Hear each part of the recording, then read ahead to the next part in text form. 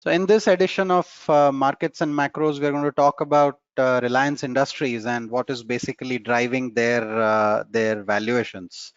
We'll try and make sense of all the stuff that is going on around Reliance, and how can we basically look at making sense of how does the entire geo story kind of add to the overall valuation of Reliance, right? So we'll look at that as we go along. A couple of quick things before we sort of begin in terms of a disclaimer.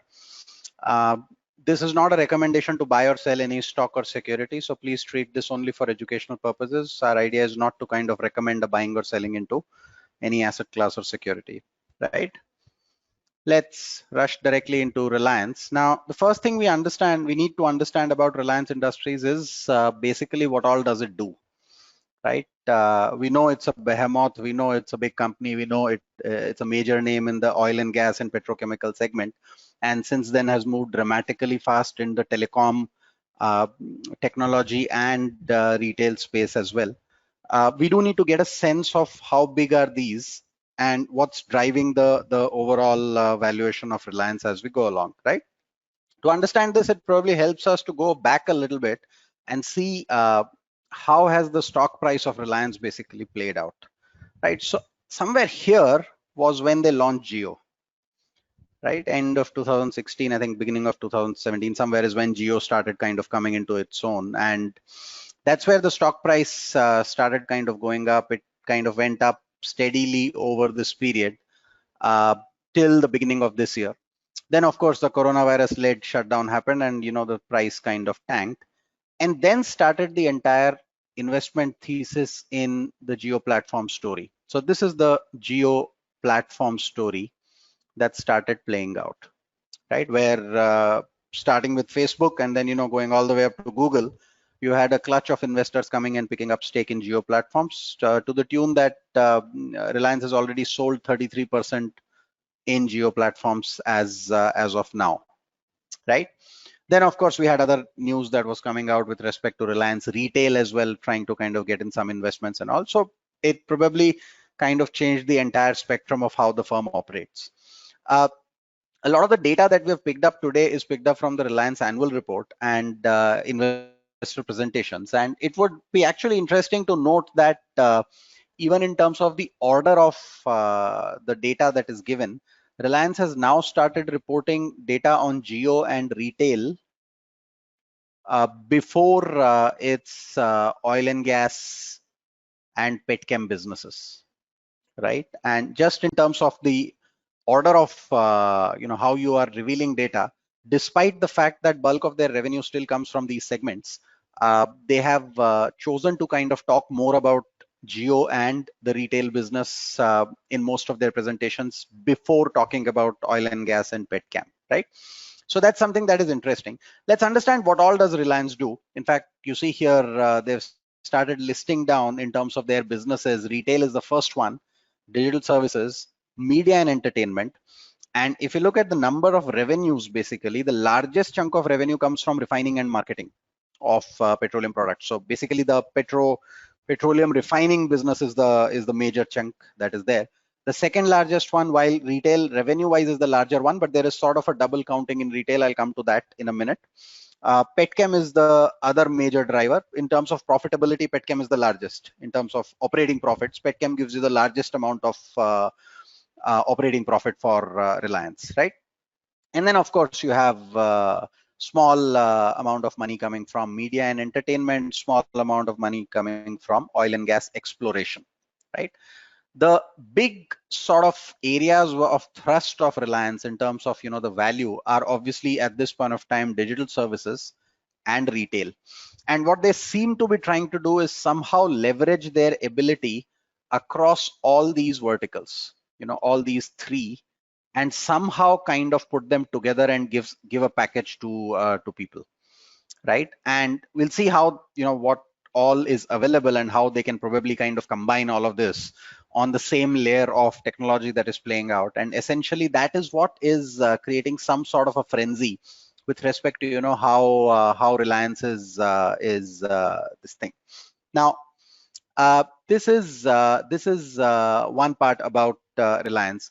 Although, you know, we realize that still, if you look at their revenue numbers, the largest chunk of revenue comes from these two segments, right? And bulk of the profits come from these two segments. Let's talk a little bit about retail. If you look at the retail business of Reliance, they have about 11,000 odd stores now. Total area in square feet is about 28 million. And then you have sort of Jio subscribers, which are also available. And as of the end of previous financial year, Reliance Jio had 38 crore subscribers. It's expected to go approximately up to 50 crore by 2022, right? These are the total number of subscribers that will have Jio as a connection in terms of their you know, broadband or fiber or mobility, essentially, right? Retail stores, of course, is the big chunk. If you look at the retail stores, their stores are divided into broadly three categories. Consumer electronics is the biggest one, followed by fashion and lifestyle, and then grocery stores, which adds up to 11,784. In terms of their business, so consumer electronics is the Reliance digital footprint that they have, basically. And then fashion and lifestyle will have trends, footprints, all of those things that are there.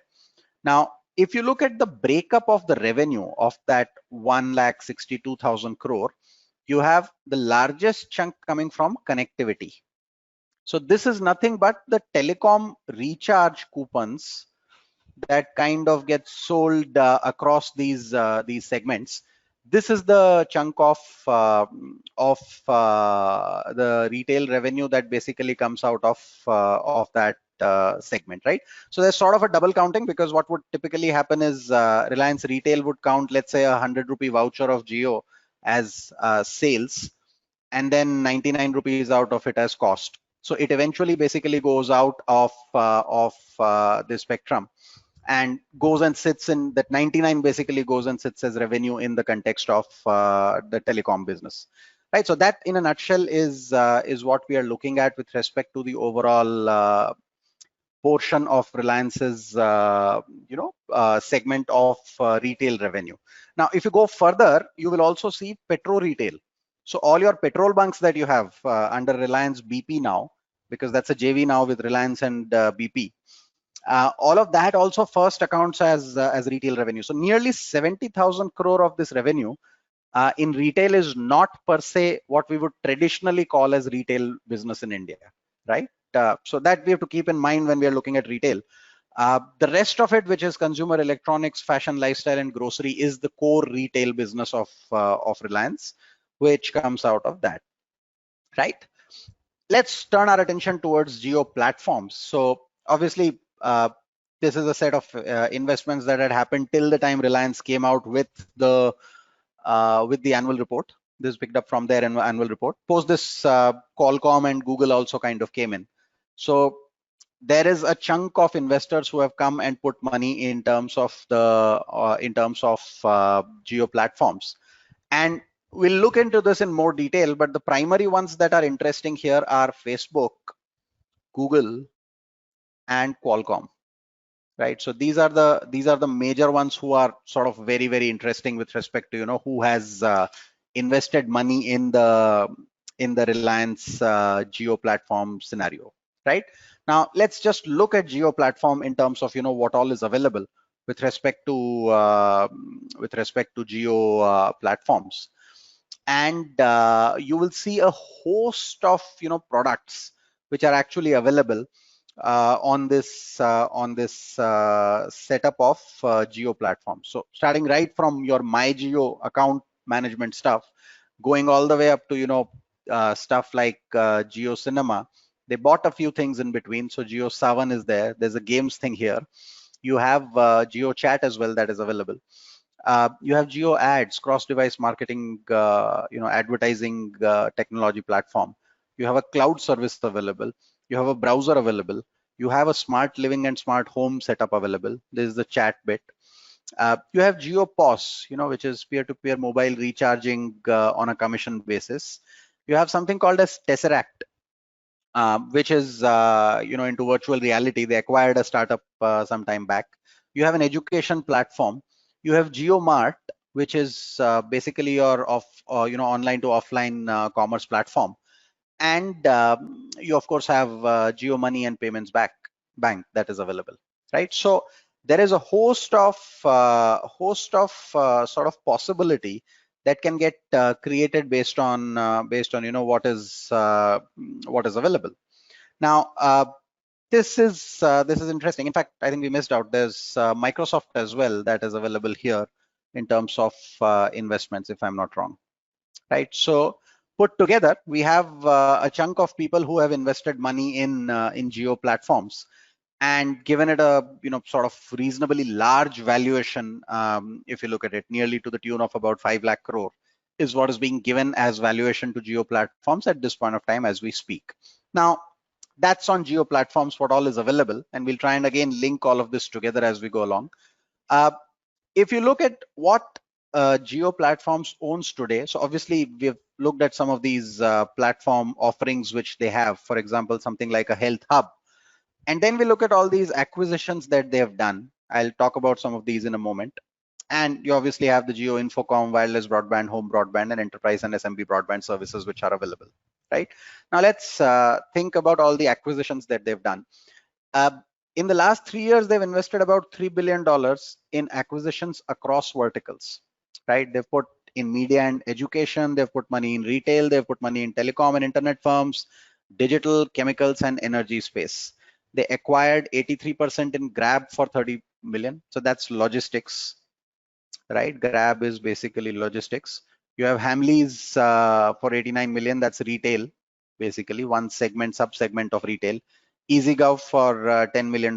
They had deals with Savan, Eros, Netradyne, Car Expert, Waqt, India Visual Learning, and a host of companies. They have acquired companies like Balaji Telefilms for TV content, Edcast, which is a learning enabler, Mbibe, which is an edtech content player, Savan, which is a music content player, Radsys, which is for 5G architecture, and that like remains the cornerstone of their future strategy. Eros, which is TV content, Hathway on broadband, Den on cable, Haptic on customer engagement, Reverie on language processing, Find on online shopping, Tesseract in AR, VR, and Grab in logistics. This is just a host of firms. They've actually gone and acquired about 18 odd firms in the last 3 years or so. Across the spectrum of things, you would see a sort of a thread that is running through this that basically leads them to using technology to embed some sort of a B2C vertical and somehow leverage their ability in terms of media as well, right? So they're trying to kind of put all of this together such that it sort of becomes a single powerhouse for reaching out to the customer, and practically everything that a customer would need would be available on one single platform, right? So they've also started talking about investing money in NetMeds now. So I go back a couple of slides and now you start seeing things like there's a Jio Health Hub that is available, and then you suddenly go to the news that you could go and acquire NetMeds in that context, right?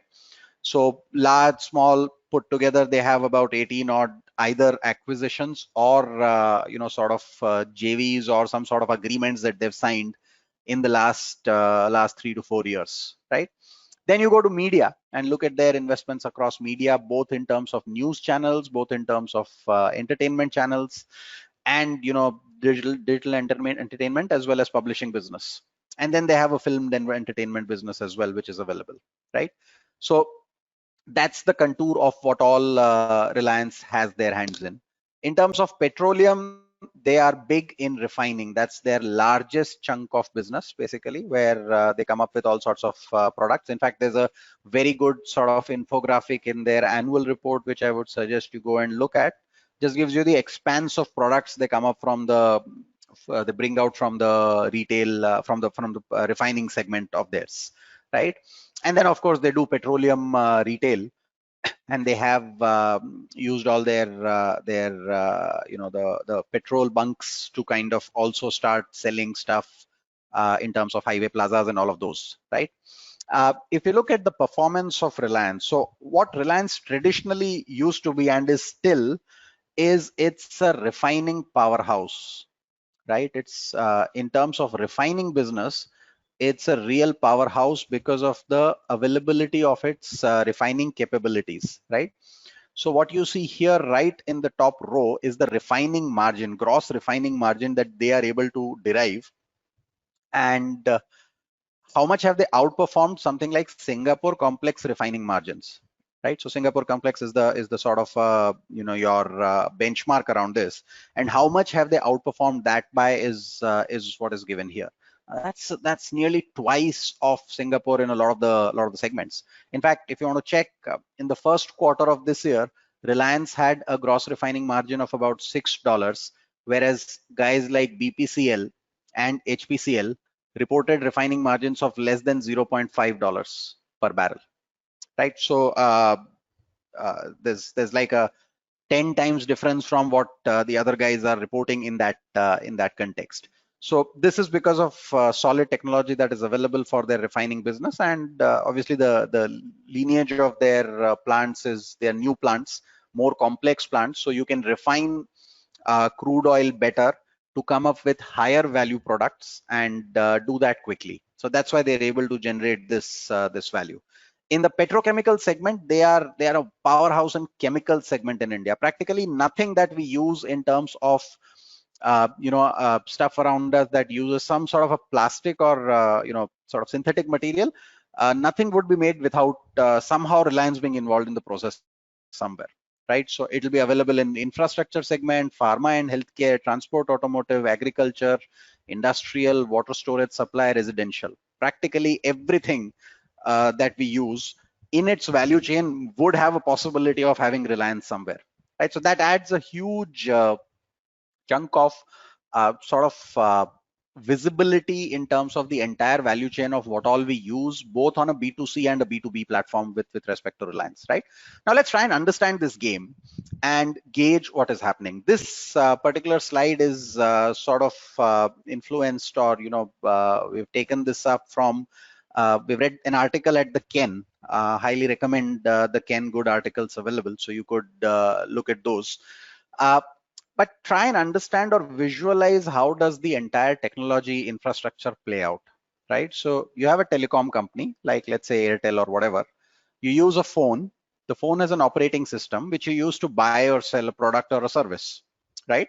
Now there are players who are only in a certain category, like Airtel would be only in the telecom layer. You would have players who only make devices, like a Samsung only makes sort of a device. You have players who only make operating systems, so you have Android coming out of the operating system, and then you have products and services where you would have guys like Flipkart or Facebook or Amazon would be sitting here, right, on this layer.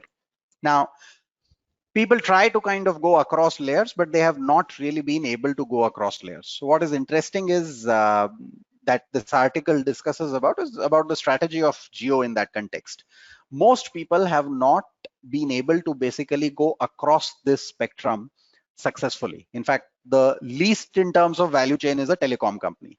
Now this is where Jio started, right? Then they created a Jio phone. Now they created a product here, which is all the Jio platform stuff that came out, right? And all your Jio Mart and everything is sitting on this layer. And they went up and took an investment or a tie-up with Facebook here. So Facebook is a player here. They have a tie-up here. Google is a player here. And if you read the annual AGM meeting transcripts, or you listen to that, they've said that they are trying to come up with a phone that has a sort of a Jio Android phone coming together, co-branded kind of a phone that is built for 4G and 5G technology, right? So that allows them to basically come up. So Jio is there. They already have a phone. They have a telecom license, and they practically have a sort of a presence across this spectrum purely because either they are present there and they're making something there, or they have gotten investment from someone who's a dominant player in those segments, correct? And now with talks of, for example, Amazon also investing something in Reliance Retail, you get a tie-up with Amazon as well here, right? Now the article goes one step further and talks about the next layer that comes in. So here you have cloud, and Reliance also has a partnership with Microsoft there. And right at the bottom you have infrastructure, telecom infra basically, and Reliance has a partnership with Qualcomm here.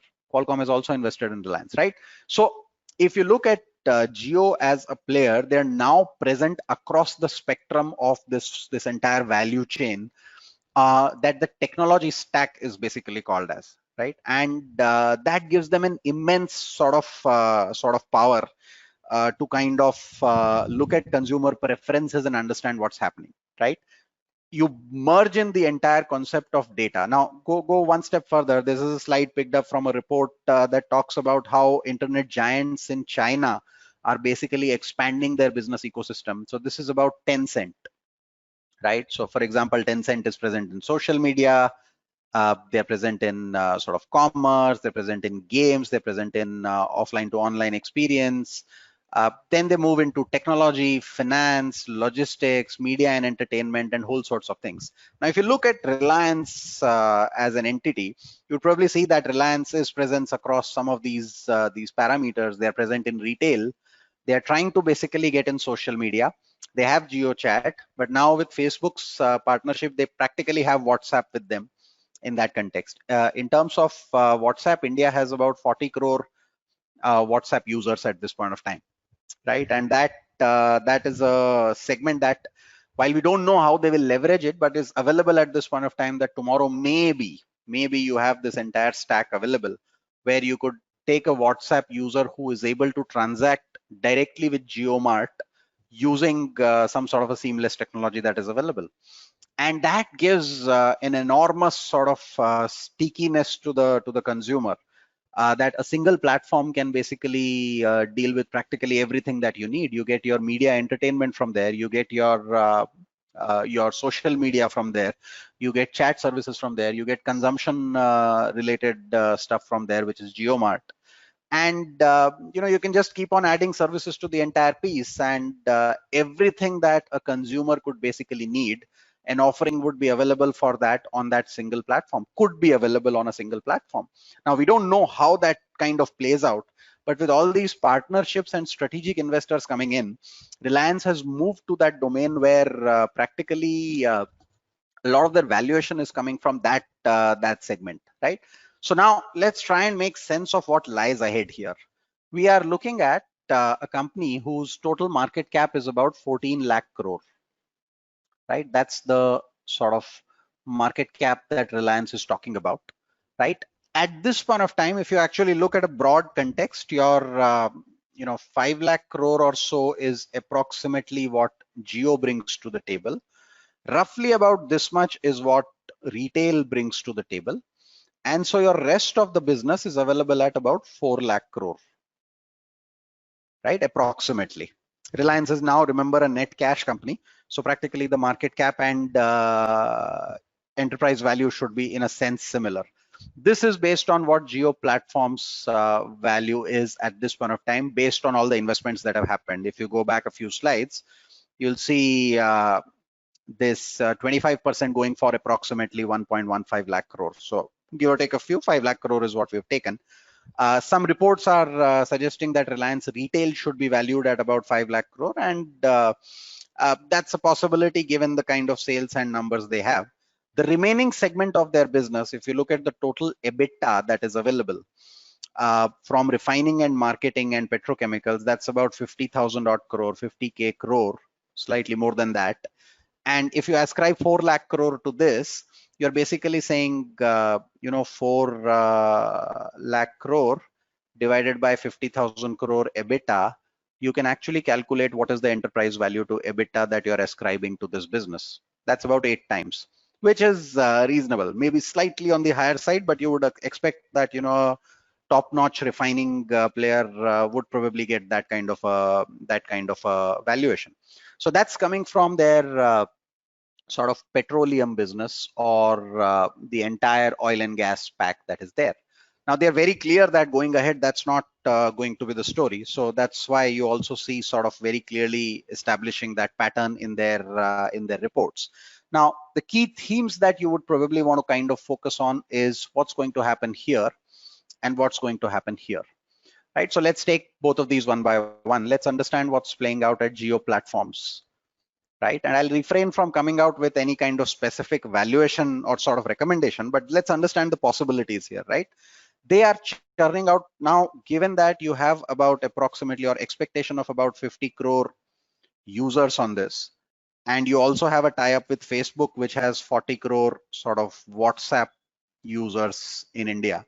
So you practically have a reach across a wide range of players who could be your subscribers, right? I mean, practically half of India's potential target segment. While a lot of this would overlap, you'd still be looking at about 60 crore odd users who are available on this entire platform by 2022 or 23, essentially, right?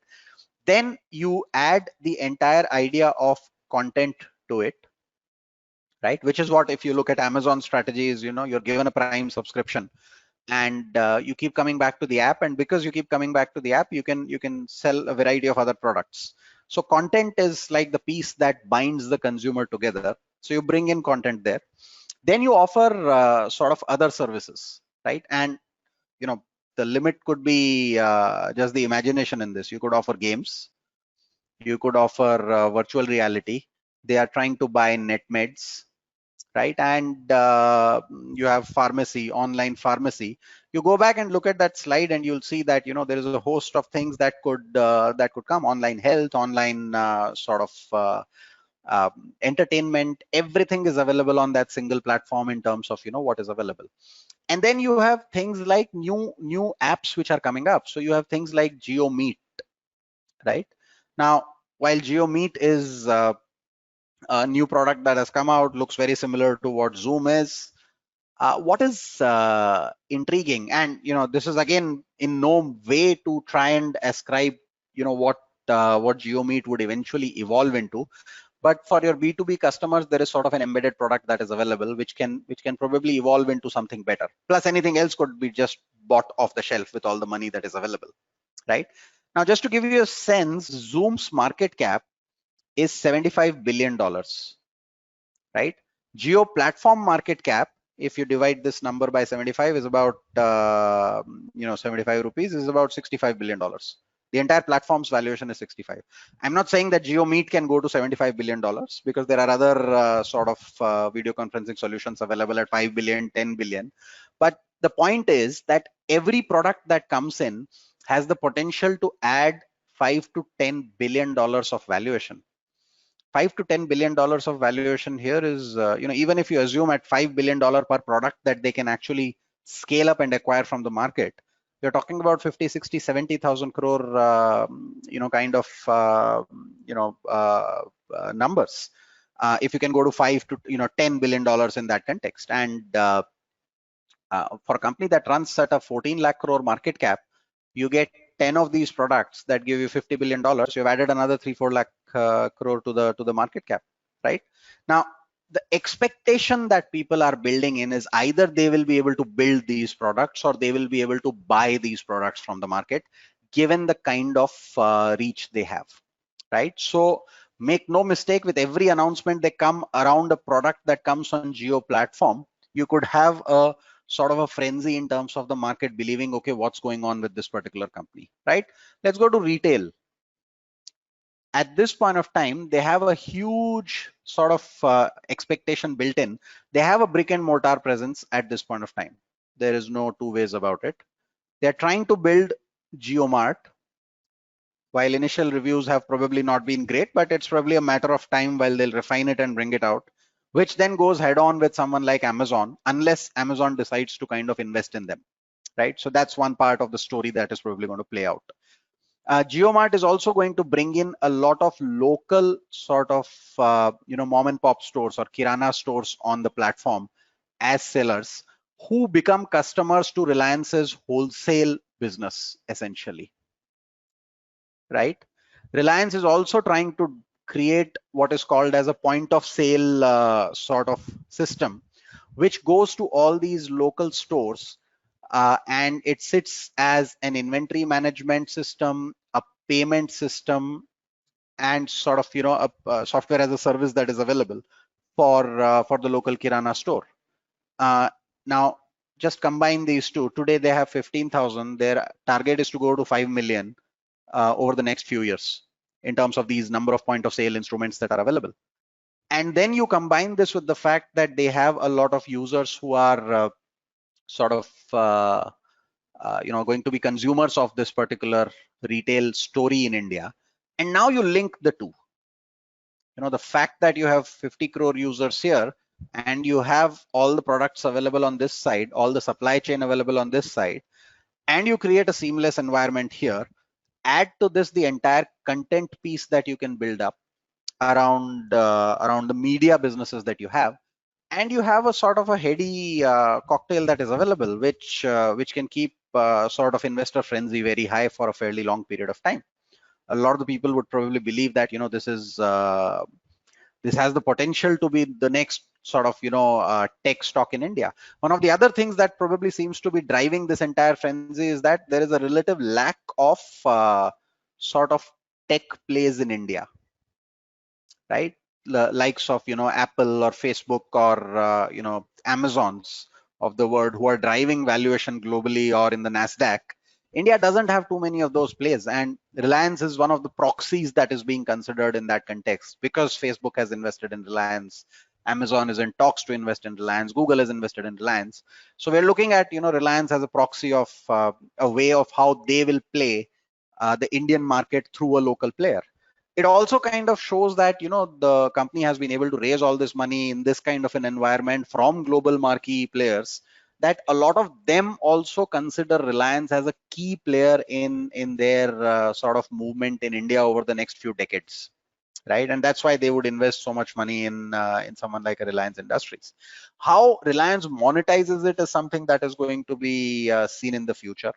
Remember, with technology companies, there's always a double-edged sword that plays out. If you believe it's a tech company trying to sort of revolutionize the way consumption kind of moves on using technology in the markets, you'll almost always look at these companies with disbelief.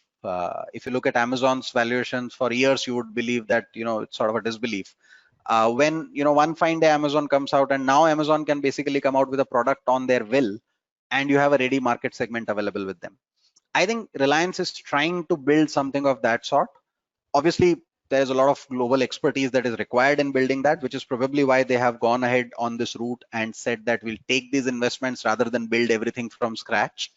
But that's what possibly the market is expecting, and that's why the market has this frenzy where you could actually see scale up in the valuation of some of these segments even further from where they are. Right now, again, don't treat this as a recommendation to buy or sell the stock. I don't know what the stock will do in the next few weeks or months or years, but what the market seems to be priming up is that this value could be huge. I'll just give you an example. Apple announced a stock split last week, right? Its valuation went up from $1.65 trillion to $1.8 trillion. It added about $170-180 billion in a day. $180 billion is the total market cap of Reliance. Apple added that value in a day, right? So once you are for not a minute I'm saying that Reliance is going to do what Apple is doing or Apple has done, because obviously Apple is a slightly differently kind of a company in terms of creating a top-notch product and then being able to sustain it for all this while. But do remember that tech companies have this huge sort of operating leverage sort of thing associated with them, that once you have a size and scale and you have data with you and you have technology with you, and Reliance has invested heavily in 4G and 5G, which none of the other telcos in India have been able to kind of do. So if this bet plays out, then you could see probably a multiplication in terms of the value that is available. Now that's a risky bet, because you only have one player playing it, and you don't really know how this plays out, because it will require top-notch product development ability and delivery ability or execution ability across these segments. And these are segments where other people will try to kind of capture their imagination as well over the next few years. Having said that, I think it's a fascinating story that is playing out around Reliance in terms of what they're trying to build and what is driving the frenzy. It seems logical to kind of at least the naked eye, that you could sustain this kind of valuation for at least some time. before the market will start seeing or asking for some sort of earnings replication from all these segments. Right now it's a story that is being built, and there's a good reason for that story being built, right? So that's broadly it in terms of our discussion on Reliance.